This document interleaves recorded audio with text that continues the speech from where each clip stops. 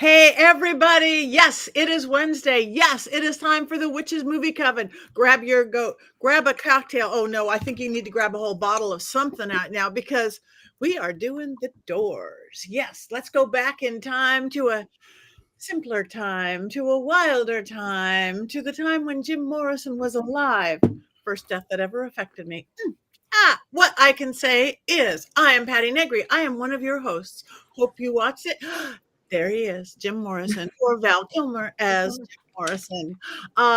You probably know me from Ghost Adventures or from My Witching Hour or from Bathroom Walls Across America. But let me introduce my other co-host. We have the fabulous, always fabulous Heather Greene. Heather Greene, say hi to everybody.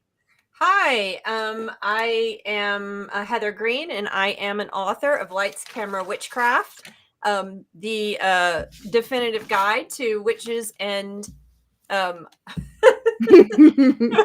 sorry.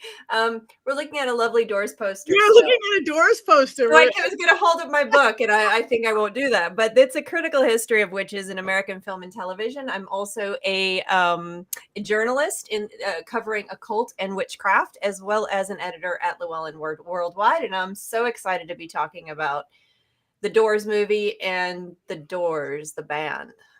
Me too. Richard-Lael. Yes, hi, I am Richard-Lael. Richard-Lael is one name, not two. If I were just Richard, I would be doing what Jim Morrison allegedly did on stage. Thank you very much. And Miss Courtney. That's me. I'm Courtney Buckley, Ghost Bait on Scared and Alone. If you could see me, you would know that I came prepared today to give Jason a run for his hair money. Oh, yes, indeed. You did. But maybe we're going to just look at Val Kilmer as Jim Morrison all night. I love it. And last and never, ever least, Jason. So just imagine that face in front of you, their lips are moving, and that's exactly what I look like. Though my hair is probably just a little bit prettier. Yeah, but Jim Morrison had good hair, too. He did, and He was lovely. hair. Lovely all the way around.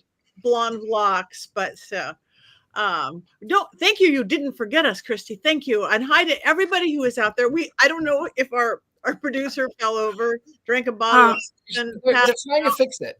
Yeah, they're saying in the chat they're having technical difficulties and enjoy the poster while they are rectifying the situation. We can enjoy.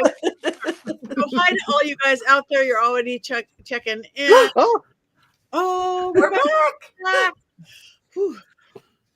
The door is stuck, said Scared. All right. Well, this is a 1991 Oliver Stone movie. So just in case somebody hasn't seen it in the last 30 some years, Richard-Lael, do you have an unbiased synopsis of this film? I do have an unbiased synopsis. So for those of you who do not know Jim Morrison was a rock legend, a sex god. He was an icon, and Val Kilmer plays the legend himself. And the casting, I have to say, is mind-bogglingly accurate, because Val Kilmer in the early 90s is almost identical to Jim Morrison. And in fact, what I love about, I'm not giving too much away, but what I love about his performance in particular is that he actually sang all of the songs, and it was not before a CGI audience like they did with the Freddie Mercury biopic. This was real audience. It was like you were at a real concert, and Val Kilmer actually sang every note that came out of his mouth. So kudos, bravo on that. But it tells sort of a fictionalized version of what happened from from the rise of the Doors until his death in 1971. He goes through a series of meeting the band, playing the band, becoming an ego. He meets the woman of his dreams that, according to the film, he stalked her into her own space, but that's not actually what happened. There's a lot of things that are sort of fictionalized, but overall it is the life and times of Jim Morrison, spanning from the time he was a little boy back in the 1950s. Oh, there was a weird That's okay. There was Ghost of Jim. Ghost of Jim. It must be. So it spans sort of his memories when he was a little boy, seeing the truck full of Navajo natives that were dead on the road, and mostly it entails his time up until he joined the 27 Club. For those of you who don't know what that is, it is a legend about famous rock musicians who die at the age of 27 because they've made a pact with the devil. That has nothing to do with the film. Anyway, it's the life and times of Jim Morrison. Thank you very much. Now we understand the film completely. And now for maybe more academic idea of it, Heather, is this something that you talk about in your beautiful book? I have it listed. I don't spend a lot of time on it. It's an anomaly when it comes to presentation of witchcraft because, and I'll mention this in a little bit, but it is not something that fits into the trends whatsoever because it really wasn't a witch film. The witch part of it was brought out, but it's not a witch film in the sense that any of the other films at this era were, because this was a biopic. And the witch part just happened to be part of the story that they were telling. It wasn't really, as a biopic, or not a true story. Well, it was a fictionalized account of a true story. Mm-hmm. So I am going to give you the top 5 things that you need to know about this. And I'm going to tell you up front that Jim Morrison is not going to be one of the top 5 because the whole movie is about him. So we can let all of our whole discussion be that. So first, context, of course. I love that. 2, we'll talk about Oliver Stone, then the cast and the cameos. And then, of course, the witch, because we're the Witches Movie Coven. And then I'm going to give you number 5, which is a stark warning. So the first one, the context. When you have a biopic about a certain era, you have to know when time it was made and the time it was about. So, of course, we're talking about the late 60s into early 70s is what it's about. And it was made in the early 90s. The first thing you notice here is that Jim Morrison died in 1971 on July 3rd. So today is the anniversary of his death. That's why we're doing this movie. And the movie was released in 1991, 20 years later. So this was definitely a tribute, and it makes sense that it would have been released this year. And why was it done, though? Why did they choose to do this particular film? Nostalgia. Part of the late 90s, late 80s, early 90s, there was a nostalgia for that period of time. Very, very typical, very good marketing, because if you think about it, people who were from that era were now of age to be nostalgic, of course, in their 40s and 50s. They also had expendable income to go to the movies and do whatever. This is very, very normal. You see it in the late 70s and early 80s, a lot of 50s stuff going on. Think about American Graffiti. Think about music at the time pulling from the 50s. It's very typical. You will notice it yourself if you go into stores, listen to the music that's playing. It's usually something that's nostalgic for the people that are spending the money. Very, very normal consumerism. So that's another reason this movie came out in the 90s, nostalgia. And particularly it's nostalgic and important for the person who chose to make it, Oliver Stone. So now we go to the director, Oliver Stone, who supposedly, and I don't know if it's true, tried to pitch this movie to Jim Morrison himself when Jim Morrison was alive. I'm saying allegedly because the dates don't line up in my head and I'd have to do a little more research. But this is a movie that was important to Oliver Stone because he's from that era, born in 1946. He's a Vietnam vet. He saw the horrors of that time. So doing movies about that time was important, and he did a number of them. If you think about some of the other films, Born the 4th of July, Platoon, some of his big films are about that era because it was important. It shaped who he was and what he did. Now, of course, Oliver Stone is a controversial figure. Without getting into his anti-Semitic comments that were said more recently, and those things, his films were controversial. The subjects he chose on purpose were controversial. He did films about struggle. He did films about difficult things. He did films about untruths. He did president biopics, 3 of them. JFK is considered his best film. He did films about violence. Not Born on the 4th of July. That was a different one. Natural Born Killers, for example, is another one. He had a lot of difficulty getting a lot of these made, but I used to call him in film school, he went big or go big or go home director. He did things with big budgets. He filmed big, and he went big or he went home. And that's Oliver Stone. The interesting thing he said about this one, and this film is not considered one of his best films, but he said something interesting, whereas a lot of the films he made were about these subjects like Platoon, community and national subjects, different figures, etc. He did one about nuclear war recently, and he did one about he's filming now too. So he's making films. But he said about this one that the movie The Doors was liberating for him. He said he had those desires in me, meaning Morrison's behavior. I had those desires in me too. I can't repeat what he says. The hedonism, he goes on to say, I love that. So this appealed to him, the struggle that Jim Morrison had, the controversy of his behaviors was something that was interesting to him, and he loved the era. So that's why this film was made. Okay, so let's go. I think everybody knows who has seen at least one of his other films, because he was huge, especially in the 80s. Wall Street, another one. Well, I could go on. There's so many of them, but he wrote Scarface. Actually, I had forgotten that. Another one with some controversy.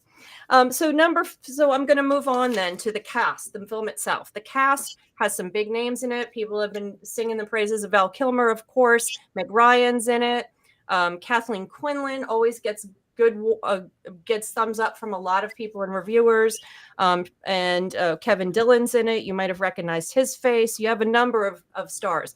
But I think it's really fun to talk about the cameos, because there's a ton of cameos in here that are really fun to check out. First of all, it's not really a cameo, but of course we see Billy Idol. It's not really a cameo, but he does appear in there. But the drummer, the actual Doors drummer's in it. John Dinsmore. Sorry, my writing and my speaking is horrible tonight. He was a sound engineer at the beginning, apparently. I did not see him. Robbie, the drummer, was a backstage tech. He was, I did not spot him either. And then Eric Burden of The Animals was in it. I did not spot him.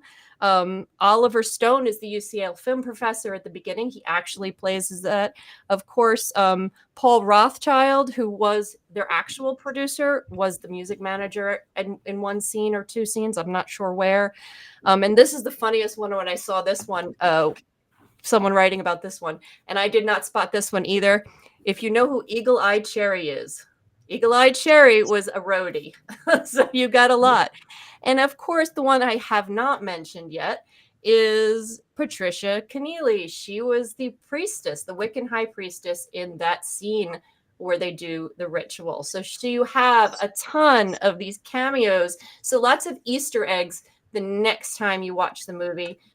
Keep your eyes open for all of these people who make these cameos. So on going to Patricia Keneally, the witch, number 4, we have to mention her because this is the Witches Movie Coven, and Patricia Keneally is the witch. Don't worry, Jason. All right, just get it right. See, and I will just preface this part by saying that Jason and I had a heated discussion many years ago about this, because I wound up doing a 2-part article with another journalist. And we interviewed Patricia Keneally at the time. So, and Jason was not very happy. But that's another story. Patricia Keneally is a controversial figure in Jim Morrison's existence and his life. So what makes her controversial, we'll get to in a second. What we do know about her is she was a music journalist. She went to University of Binghamton in New York, moved back and got involved in witchcraft. According to her, she was part of the pagan way and would practice to some degree with a number of groups, Gardnerian groups, mostly Celtic-based groups. She knew Margot Adler, who was there at the time in New York City. So she was a practicing witch. She said she was. She knew her stuff. She wrote books later about Celtic stuff. So that is not the controversial part of this. The controversial part is how much time did she actually spend with Jim Morrison? And you hear everything from she met him once, it was a one-night stand, to her claiming till she died in 2021 that she was legitimately married to him. So, what the truth is, I don't know. So I'm not going to claim anything. We can talk about that up and down and back and forth. But she did claim, and she did use his last name until she died, that she was his wife, and that marriage ceremony in the movie was actually a binding ceremony. She claims there was a Presbyterian priest that was legally allowed to marry them. These are the things that she said. Of course, many people have denied it, and his estate has denied it, and did deny her as well. Pam Corson, the other woman in the film, Meg Ryan, they never legally married, but did also use his name. So that's the controversy. That's the witch. And now I'm going to get to number 5, which is specifically about the witchcraft representation in this film. It is one of the best or clearest or most accurate representations about what you might see in a fictional movie of what you might see in these ceremonies. It is very well expressed. You had Patricia Keneally on the set. She was a consult. She hated the film, first of all, in the end. She hated this film in the end. But she also wrote the lines that she says for the ceremony itself. She did do that. So if you look at it, you're going to see something that looks very familiar, especially for that period of time. So with that said, I'm going to give you the warning. Please do not follow what they did and take a knife and cut your wrist for any type of spell or ritual. And I'm giving that warning because in every book we do, we make sure that any kind of use of blood in any spell or ritual is done properly. We explain it right. When I saw that, I cringed. So I advise, please do not follow what they did in this movie, even if that's what was done. And I know that there were people that did this. I never saw it, but I know it happened. I know people went to the hospital who did it. Don't do it. Do not do what they did in this movie. Use a lancet, use a sterile lancet. Do it properly. Avoid accidental death, infection. It's worth pointing. It's worth pointing out that scene in the movie, Jim did drink somebody's blood, but it was not Patricia Keneally. The character of Patricia Keneally in the movie is a mashup of 3 or 4 different women. And Oliver Stone said later that he should not have called the character Patricia Keneally because Jim and Patricia did not drink each other's blood. Patricia said that during her lifetime, and the woman that did it with Jim, she's admitted to that, but it was not Patricia. So I don't want to besmirch Patricia's name. No. I'm not saying anything about what they did. Whatever happened in the movie and what really happened are 2 separate things, and that needs to be clear. And that's one of the reasons Patricia hated this movie, was because she said it was a terrible representation of Jim Morrison, and there was so much fictional stuff, including some of the shaman stuff that the movie claimed. There was so much stuff that was fictionalized that Oliver Stone wrapped in and extrapolated and moved around. And she actually said that he has to answer for some things. And she was furious at the movie at the end. My warning about the knife has nothing to do with her. It has to do with making sure people don't do that. I wasn't implying that. I just wanted to make sure everyone knows that Patricia did not do that. And I think Jason, there's going to be a lot of moments when we talk about this movie versus reality where we're going to run into things like that, because there was so much. And what's his face, the keyboardist hated this movie. That's why he doesn't even share it. And a lot of the people closely associated with Doors do not like this movie. And again, Oliver Stone was known not in this movie, but a lot of movies and part of his controversy was making things up. So that is the 5 things you need to know. Of course, there's so much more to talk about because after all, this is about Jim Morrison. Yeah. Thank you, Heather. I love the 5 things. Okay. Does anybody have an urge to go first on this one? I can talk about this movie for hours. I absolutely love The Doors, and I love Jim Morrison. If you actually wonder like what this movie is based on, Oliver Stone in the films gives a thanks to John Densmore's book about The Doors, and John was the drummer. But it's really based on this book, No One Here Gets Out Alive, which is really about the myth of Jim Morrison. It amplifies things. It makes things perhaps bigger than they are. Having read a lot about Jim, I don't think the movie or this particular book captures Jim's sense of humor. If you are a huge Doors fan and you listen to lots of live Doors, you'll hear Jim laughing on stage and playing with pretend insects or something hopping around, not just because he's high, but because he thought it was funny. And none of that is really in the film, which is a real shame. But this is what the book is based on. But it's the myth of the Doors. And as witches, we love myths. So I find this movie completely intoxicating. And back in the day, in my younger years, I used to have my friends over. We'd watch it once a year, and weird things and weird couplings would happen at my house. I love this film so much. Thank you. Thank you. Okay. Oh, go ahead. I'm sorry. Go on. My face is there. Now your face is there. I have a personal story about Jim Morrison.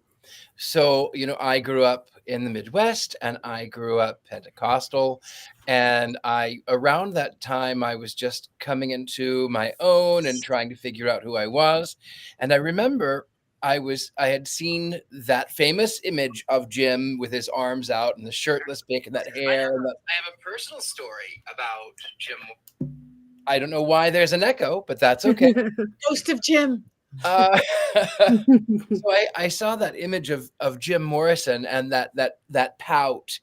And so I learned, if you look at all of my pictures from around that time, all of my pictures were because it was because of Jim Morrison. And then I moved to Vegas, and I became a dancer. And my stage name was Gabriel. I was the angel who blows.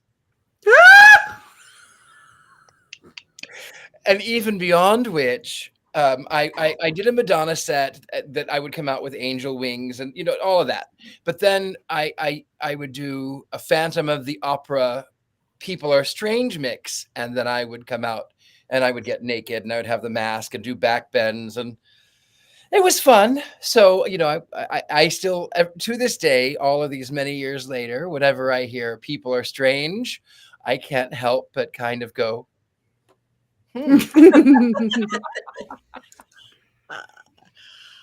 Thank you. I look at this movie very personally as well. I was probably way too young than I should have been when I discovered the Doors. But when your brothers are like a dozen plus years older than you, and you worship your big brothers, you begin. All my friends were listening to, I don't know who, the Monkees or Bobby Sherman, whoever all those people were. But I was just listening to the Doors, and I would look at all that, the Haight-Ashbury and all this stuff, and just it affected me. When he died, that was the first death that I ever felt something that I affected on. I don't think I had known any dead people before that. And it's like, oh my God, my idol, my crush, my everything. How could he be dead? So it was such a shaping part of my entire life. When this movie came out, it laved into my fantasy of what those hippie days must have been like for me, the grade school girl, what my brothers as just teenagers were experiencing. And I, like Jason, I love myth, I love mythos, I love story, and this was. So I got engrossed with it from the very, very second on. I can't believe how great Val Kilmer. I can't imagine, like you said, anyone else doing this. He just embodied what I thought, again, knowing from a far distance, who everything that Jim Morrison was. So I got involved in the characters. I got involved in the story. I got involved in his quest and his, falling down the rabbit hole. I don't care what is that much is real or not real, because it is the story of Jim Morrison and the Doors. So you're going to get my vote right here and right now. It's truly one of my favorite movies of my entire life, movies, and one of the most that somehow still most affected me because it was a callback to my youth. That's it. Mm-hmm. The best. The music. Oh my God, the Doors music. And That's the first albums I was getting. Everybody else was getting this little teeny bop, and I'm like, no. And the way the music like blends, because sometimes you have Val Kilmer's voice, and then sometimes they're playing an actual track by the Doors, and you really can't tell the difference. And it is fantastic. And I love that about my wife just came in. She's trying to be really quiet, but it's really okay, Ari. The Doors movie is about us because you're my cosmic mate. Oh. She is my Pamela Corson, is what she is, minus the heroine. That's how Ari and I are. But she is your favorite heroine, no? She is my favorite heroine too. She's my favorite drug. She's just shrugging her shoulders. No, I meant heroine is in like female hero, right? Oh yeah, female hero, heroine. She's just looking at. She's just looking at me and wishing I would be quiet now, I think. Yeah. So you're up, Jason. But yes, the music. The music's so good. And Val Kilmer worked with the producer of The Doors to get his vocal inflections just right, to see how much he could mimic Jim Morrison, and spent months doing that and practicing singing the songs of The Doors. And it really shows in the whole movie, and everything just works musically so well. Mm-hmm. Thank you. I want to hear what Courtney has to say. I do too. You know what Courtney has to say? My prediction is this is me as Courtney. This is my prediction. Let's see how much this is. What was I watching? I was trying to not pay attention, but then there were boobs in my face. And then I thought, 2 hours? How am I going to deal with this for 2 more hours? I don't even know who Jim Morrison is. Okay, well, you're not that far off, but I didn't make it to the boobs part. So let me preface this by saying, coming at this from strictly, Jason, just give me a second. Coming at this from strictly a film perspective, this is not the kind of movie that I ever sit down and enjoy. So it was hard right off the bat to get me involved in this. Secondly, I know nothing about Jim Morrison. I knew the 27 Club when I was a kid. We weren't allowed to use white lighters because it was, the legend was they all had a white lighter in their pocket. So anytime anyone had a white lighter, you couldn't use it.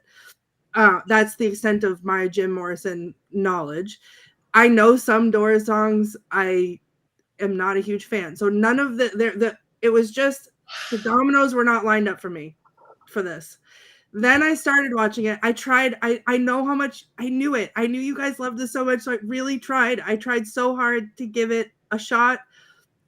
And the minute it started, I was like, this is the most pretentious, like everything they're saying is so pretentious. And I was like, I got 40 minutes in and I had a migraine from trying to process what they were talking about because of how pretentious everything was that they said. I messaged Richard-Lael. And Richard-Lael, if you don't mind, I'm going to share this. You can do it. I said, I'm 5 minutes in and in physical pain knowing there's 2 more hours. And then he said, there's lots of you know what's and you know what's and you know what. And I was like, okay, I'll give it a shot then, because at least then I'd have something to look at. But I couldn't even make it that far. So I didn't get to enjoy any of the fun stuff because I couldn't get past what they were saying. It was just too much. I know. Hours spent watching Your Highness and The Killing Tree and The Witch from the Sea, all for you. The Witch from the Sea! I was traumatized. And you could not watch my favorite movie for me. Jason. I have a question. No, hold on. We did not watch The Witch from the Sea, and that's exactly why I put my glasses on, because I was the only one traumatized by that movie. So you hold on and don't. I was hoping to slide that one past you. No, hoping to slide it past. Absolutely, my hair caught it. Yeah. So I'm so sorry, because everybody has such beautiful things to say about it, and I love listening to what you guys took from it. Like, I wish that I could have had that experience too, but I think I didn't have the right connection to it before even starting to watch it to be able to take those same things from it. And I think that's fair. And I'm gonna jump in here. And I started listening to the Doors in high school. I had heard them before because my dad and mom would listen to them, and I knew the music. But I got really into them in high school, and then I was super excited to be able to, of course, when I lived in Paris in the '90s, to go see Jim Morrison's grave. I loved going to the Père Lachaise cemetery. You see it at the end of the movie, and you see his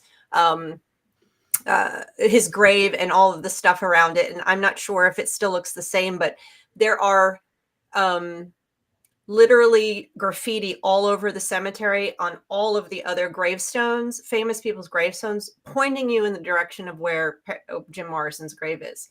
So even if you're miles out, the cemetery is massive. If you haven't ever been there and you like Jim Morrison, you need to make a trek.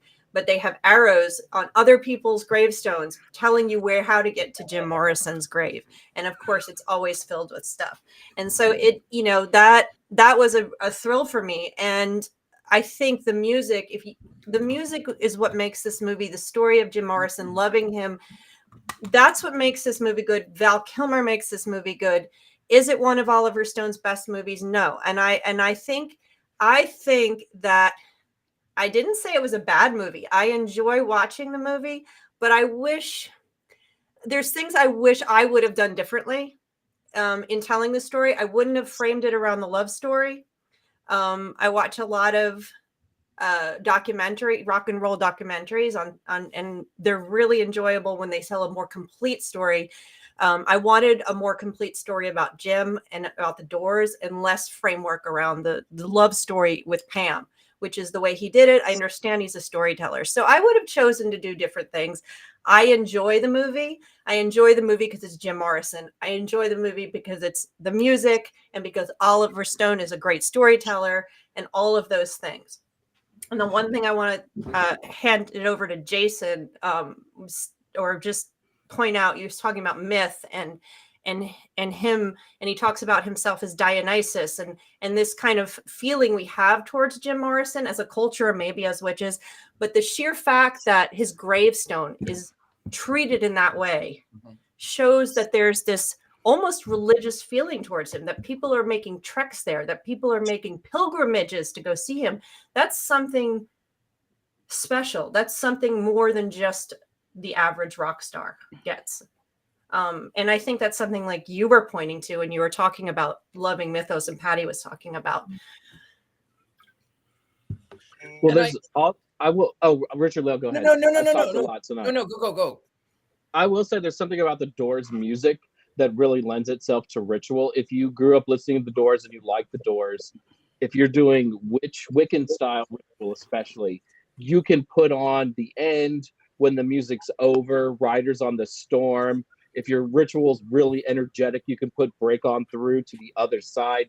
It speaks to what we do musically in a way that a lot of other pop and rock music does. I'm a bigger Led Zeppelin fan than I am a Doors fan, but if I'm going to choose one band to listen to in ritual, it is always the Doors. And sometimes just listening to the Doors puts me in a state of mind for ritual. There's something hypnotic about it, and musically there's never been another band like the Doors, and so it always just feels special and it just resonates. But if you don't grow up with it, and Courtney's a lot younger than the rest of us, maybe you don't have those feelings. But my dad had all the records and introduced me to that music at a young age, and I fell in love with it in high school, and then I fell even harder in love with it in the 90s. I mean, I have to say, like, just really quick, that I feel like that is the piece that's missing for me. Like, I can see where you guys are all coming from, but I didn't have that with them. Like, I did have that with other music that I grew up with that meant something to me in a moment. Like, I understand that connection to music and that connection to an artist and all that, but I've also, like, I've never been the person to, like, not worship is not the right word, but like to like be excited over a rock star. Like, it just is not, that connection doesn't get made in my brain that way. But like the connection to music, I get. And I wish that I had that when I was watching this movie, because I feel like it would have been magical to see. but that's the piece that was missing. Mm-hmm. And the movie without that is not as good as other movies could be. If you strip that away, if you strip that stuff away, there's no movie. But if you strip away the innate interest in Jim Morrison and his story and the Doors and the music, the movie itself is just, it's not as good as it, without that passion. Because the movie is the music is part of the movie. That is Jim Morrison. And they weren't like anybody else before. They weren't like anybody else after. They're not like anybody else now. I mean, I'm thinking of, I don't know what era your music was from, Courtney, but it's not like even the next generation of my music. He was an artist. He was, mad genius. Mad genius. I will say, though, in defense of Courtney, and I love this movie, and while I was watching it again today, I realized it is the movie that my wife and I quote the most, and we quote it more than Anchorman, which says a lot about our relationship. I know, but we quote it all the time, even without thinking about it, some of our favorite lines. And I'm watching the Val Kilmer performance, and it is pretentious. I mean, it's like every line is trying to drip with poetry, and it doesn't need to do that. And there's no time to breathe every time Kilmer's Morrison is on screen. It is always supposed to be profound and deep and big.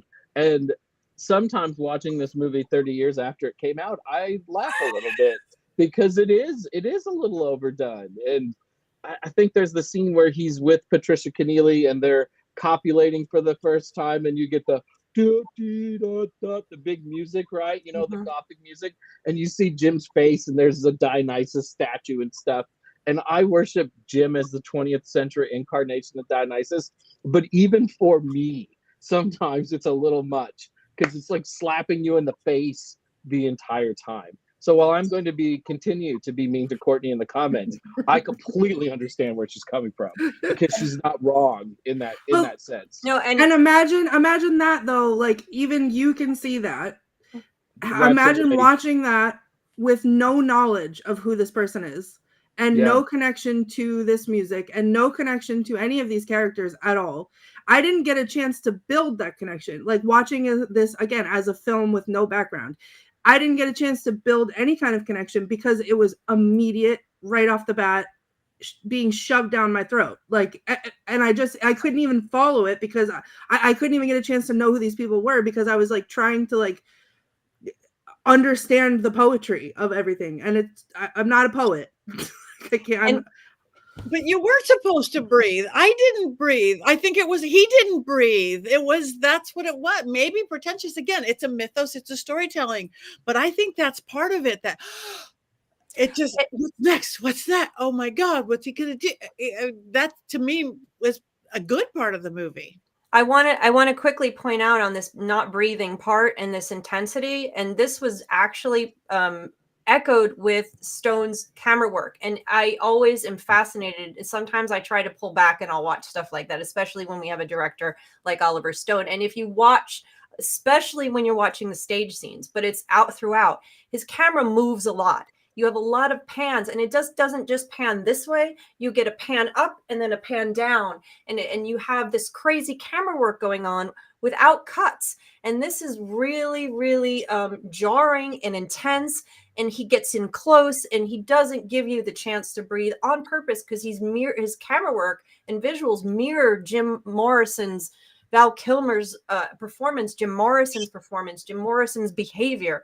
And so you know what you're reacting to, Courtney, or all of us are saying you don't get a chance to breathe. It's so intense is actually partly caused by what Oliver Stone was doing with the camera, which is why I love cinema. So if you can watch it from that perspective and go, oh my goodness, this is what this film is doing to me. It's how it's manipulating, the telling of the story. So yeah, you're reacting to everything that is on screen, and it's legit.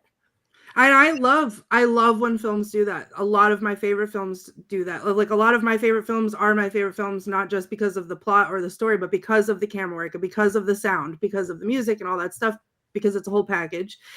And I think I get that it was supposed to be that way, but I couldn't get it because I didn't have a connection. Like Right. it was just like it was too intense. And as someone who had no knowledge, I didn't get that background knowledge from it because I was too busy trying to catch up and figure out what anybody was talking about. Mm-hmm. It does assume that. The movie does assume that.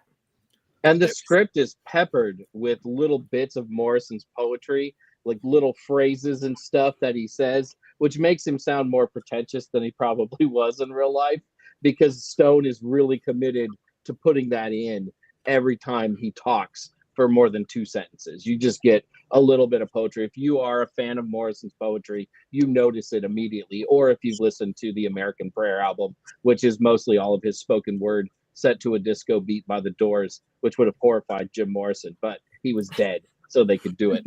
They would have horrified him. I also want to talk about their representation of the time, like Venice Beach. I'm an LA girl. Venice Beach was Venice Beach. I mean, it still is, but that was that Venice Beach of the 60s into the 70s. And again, I wasn't at the Haight-Ashbury, but it was just beautiful to me. It was art in itself, how they portrayed the people and the things and the feeling of what it was and the out of controlness and all of it beautiful. The clothes, the hair, the band. Next time you watch it, Courtney, next time you watch it, she's like, no. There's not going to be a next time. Not gonna be. I can't, if I can go back in time and like get caught up in the Doors, then maybe, but I think it's lost on someone who doesn't, it doesn't feel like a movie that's made for people who aren't already a fan. Maybe. All right. On that note, do we have quotes from Courtney or anyone? So I have a couple of my own quotes before I turned it off, but then when I was trying to be nice to Jason sent me a list of quotes, and because I knew this was his favorite, I was going to read his quotes because they're his favorite. But now I don't know because he's mean to me. Would it be the show if I wasn't a little bit mean to you? Would it even be the show? Listen, there's mean, and then there's the witch that came from the sea. So we're gonna have to talk later about boundaries and lines that have been crossed. So my quotes were mostly from the scene where they're showing his student film. That I was just like, okay. But someone says this is bombastic, which I thought was fun. And then one of the lines in his film was, "We got our final vision by clap. Columbus's groin got filled with green death. I touched her thigh, and death smiled." Okay. And then, because this is how I felt about the whole thing, the teacher said, or whoever it was, said, "Pretty pretentious there, Jim. Not easy to follow. A little incoherent. But dancing bears, Nazism, masturbation. What's next?" And then later on, as I think they were coming out of a show or something, one of them said, "It's peyote, John. What's a rock and roll band for? Let's plan a murder or start a religion. More. And then they're all on drugs in the desert, and he's talking about the snake, and he says, "Monster of energy. It's a monster. I'm gonna kiss the snake on the tongue, kiss the serpent. But if it senses fear, it'll eat us instantly." And I was like, I wish that a serpent would eat me instantly right now, and then I wouldn't have to watch this anymore. So I have Jason's favorite quotes for everyone. Just a dream, Jimmy. That's all it is. Just a dream. You have a problem with doors? Waste of time. I feel most alive confronting death, experiencing pain. I did think that was a cool conversation that they had. She dances in a ring of fire and throws off the challenge with a shrug. Try acid, Ray. It's guaranteed. Been living up on Tripp's rooftop. Let's get a rock and roll band together and make $1 million. Make the myths. Great golden copulations. I figure if I'm going to compete with your stuff, it's got to be about earth snakes or fire. Y'all, to get yourself some tunes like Herman Hermit stuff, Mrs. Brown, you have a lovely daughter. That stuff goes right to the radio. That guy wears his soul on his face. I feel the universe functioning perfectly, yet I'm still locked inside myself. Pamela Morrison, ornament. Some of the worst mistakes of my life have been haircuts. So they asked instead if you could say, girl, we can't get much better. Can you dig that? And then they said groovy a bunch. I remember that. And he wanted to say, girl, you couldn't bite my wire. There's no point in being sullen. Well, we're kind of a sullen group, Ed. There's no point in being sullen. We're kind of a sullen band, Ed. Sorry. My wife and I quote these things all the time. We're too happy. My wife's like, we're kind of a sullen band, Ed. It's just what we do. Sorry. I'm sorry, Courtney. That's fine. These are your quotes, Jason, so feel free to interrupt. It's just a word, Jim. Why don't you change your name to Sydney or Irving Manzarek? It's just a word. The camera is whatever you want it to be, Jim. Oh, I can't read that one. Okay.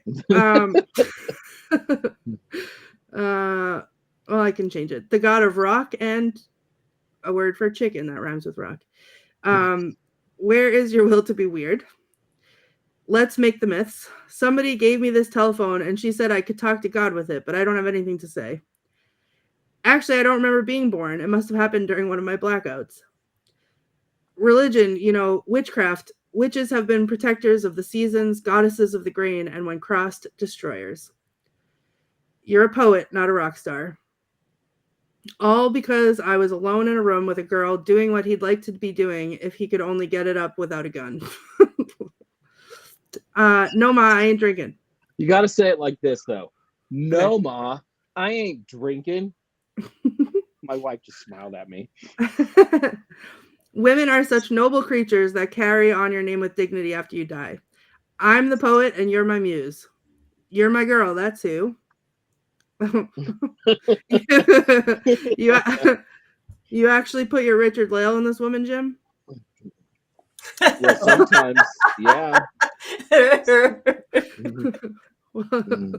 Well, I understand. I really do. But don't you ever expect that Jim will take care of you? You're one of 100, Well, I just have to say, I just have one more thing to say to you, Jim Morrison. You have ruined Thanksgiving. You killed my duck. And I'm still killing your ducking duck. Murder, death, dead, dead, dead. Ducking duck. There. The duck is dead. Let's eat this thing. Sorry. What's wrong with being a large mammal? We took drugs to expand our minds, not escape. You say you love pain. You run from it every chance you get. Adolf Hitler is alive and well and living in Miami. That's true. That is true. That's really yes. They're trying to change the world out there in California. Oh my God. Is anyone going to come up here and love my butt? Those vows were forever in the goddess's sight. Death does not part, only lack of love. And I was stoned. Seemed like a fun thing to do at the time. And there are Jason's favorite quotes. As far as I'm concerned, I made music with Dionysus. That is what Robbie Krieger says at the end of the movie. And I used to do at a lot of festivals, I would do a ritual called the Jim Morrison ritual, where we would do a Wiccan style ritual with Jim Morrison as the 20th century incarnation of Dionysus, all set to the music of the door. So when we were casting the circle, it would be break on through to the other side. When we were calling Dionysus Jim, we would play the song Whiskey Bar or the Alabama song. When we were calling Aphrodite Ariadne, we would play Hello, I Love You. Won't you tell me your name? Hello, I love you. Will let me jump in your game. It was just so much fun to do that ritual. We always felt so much power. And now, years later, I still go to festivals, and I haven't done one in a long time.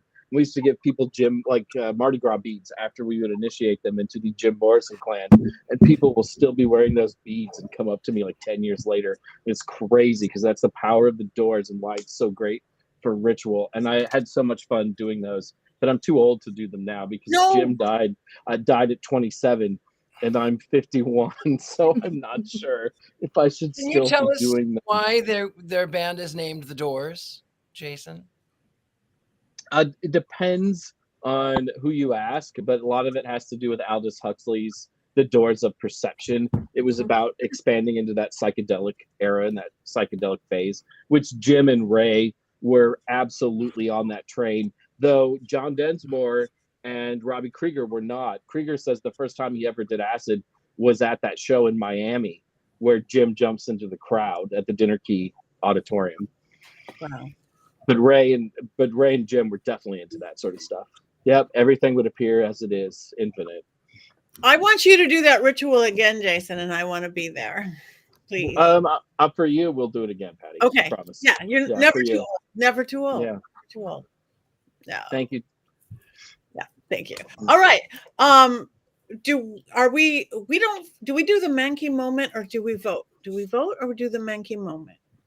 Mankey moment.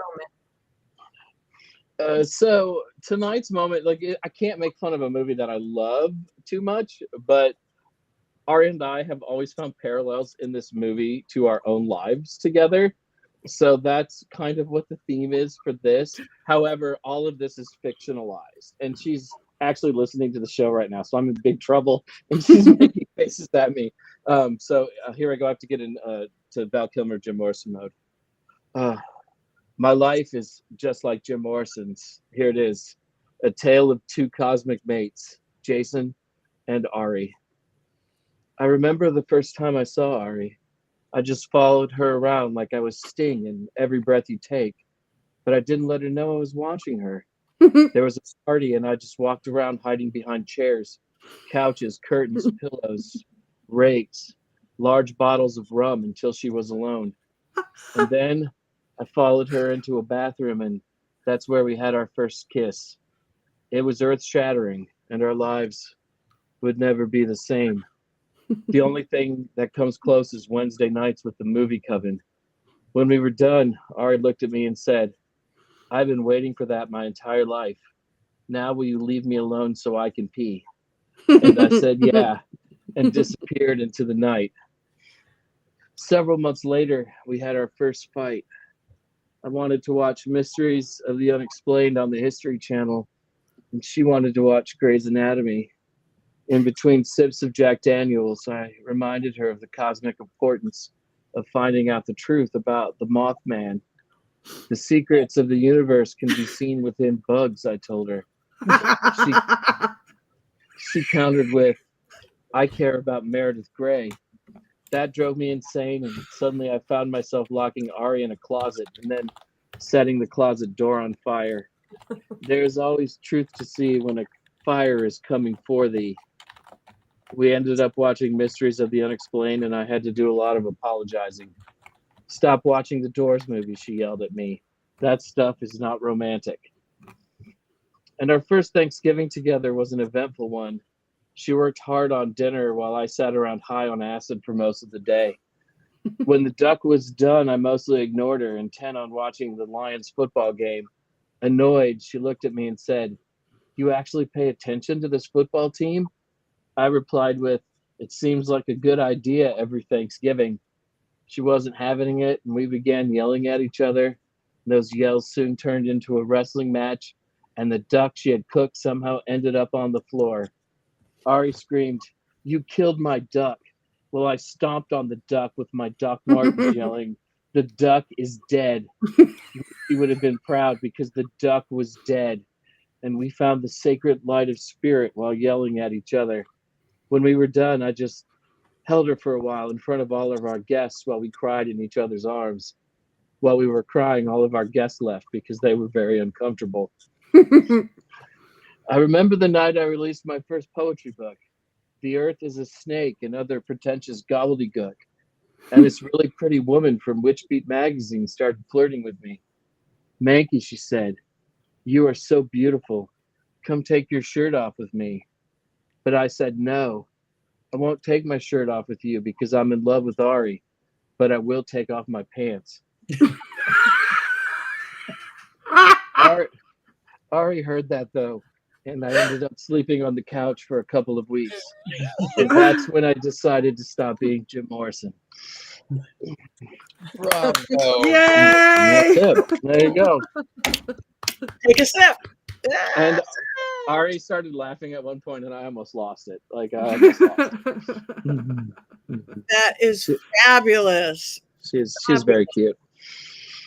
All right, we have one more thing to do, and that means you guys too in our chat room. Wands up, wands down. The doors.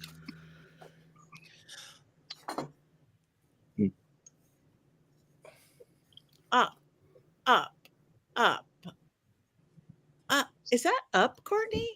Listen, I feel like for the first time, it is unfair for me to vote this down because I was not the audience for it. And also, you didn't watch but 5 minutes. I watched 40 minutes. Thank you. That was almost half. I have voted down other movies that I've only watched some small minutes of because they were just bad. But this, I was just not the audience for. Okay. And Robert Hicks is saying the same thing. He didn't follow the Doors music, so all he's doing is a neutral for that reason. Okay, that's fair enough. Fair enough. Wands up. We've got I'm wheezing. We've got down. Oh, Haley. Higher than Jim. Wands up so far. Higher than Jim Morrison. Wands up. My wand could not get any Wands higher. high. Wands up. Does Does Jim give you anything for this? Wands up. Also, Wands up. Oh, we got a flower. Oh, how perfect. Val Kilmer. One's up for Val Kilmer. I mean, he was, love the movie or not, I respect anyone who can act and sing and they don't CGI or lip sync. I mean, bravo. Yes. And yes, Colin, you don't want Jim Morrison turning over in your house later because he's hanging around here everywhere we go. He hangs out at my house, Jason's house, probably Heather's house, maybe Richard-Lael. Courtney? Definitely here. We're working on Courtney, though. That's what we're doing. I mean, he could, for all I know, he could be here, but I wouldn't know. Yeah. All right. Now is when we talk about what we're going to watch next week, but we disagreed on that as well. No. The Adventures of Baron Munchausen. We decided. We decided. Okay, Baron Munchausen. Charlie was going to be gone. I am going to be gone. Yeah, I potentially may be gone as well, but we're doing that's the one that was decided, the Adventures of Baron Munchausen. And that's what it is. Yay. And that's what it is. It's going to be fabulous. So you guys make sure you tune in, even if I'm not here and even maybe Heather's not here. I'm going to vote right now. Wands up on Baron Munchausen. If I vote now, remember it for next week. Not that I've done this already. That is the best movie to get high to on the planet. I think you said that before. Best movie to get high to on the planet. Okay. I think Patty needs to start raising joints instead of wands. I thought about what my prop should be tonight. Yeah. I'm gonna raise this gummy up for everybody. All right. Well, anybody have anything coming up that they want to talk about? I'm going to mention Mystic South again. It is now, what are we, 3 weeks away? I don't even know. 3 weeks away. We start on the 26th. It is 3 days in Atlanta, all kinds of witchy and magical folk coming together. Join us there. I'll be doing 2 workshops I'm very excited about: haunted dolls and the meaning of the word witch. And I also get to see, hopefully, Courtney Buckley next week, even if it's just for a hug. I'm going to be in Salem. It's for a personal trip with my child to go look at colleges. So I won't be doing anything official, but I will get to do little fun stuff in Salem because I promised, and I get to see Courtney. So I had to take the detour. So hopefully we'll get a good picture to share with you guys next week. Yes. And I only vote. Oh yeah, I'll bring you my Black Phillip. I may only have 5 minutes to see Heather, but I've made it a point to make the 5 minutes to see Heather. That night, I am going to the concert of my teenage dreams, which is Alanis Morissette, and Joan Jett is opening, and so I have to be there by a certain time. So I'm gonna run to Salem, hug Heather really tight, take a picture, hand off Butthole Black Phillip, and then head on to my concert. Sounds wonderful. I'll take it. I'll take what I can get. Perfect. Anybody else? No. I've got all sorts of stuff next month. I'm home in July, but I've got a hot summer seance in Santa Clarita. I've got Hex Fest coming up. I've got Michigan Paracon coming up. I've got a fundraiser in Buffalo, New York for my friend Daniel Class, all in August. So like us all, follow us all, go to our social media, tell us what movies you want. We want to know. Not that we'll listen, but we might. It's time, and we have one more thing to do. Wait, what would Jim Morrison do? Would he cackle? Would he? He'd probably just take a drink, is what he would Okay, do. let's take a drink. Let's take a drink as we cackle. How about that? Sure. Our producers Cackle. cackle.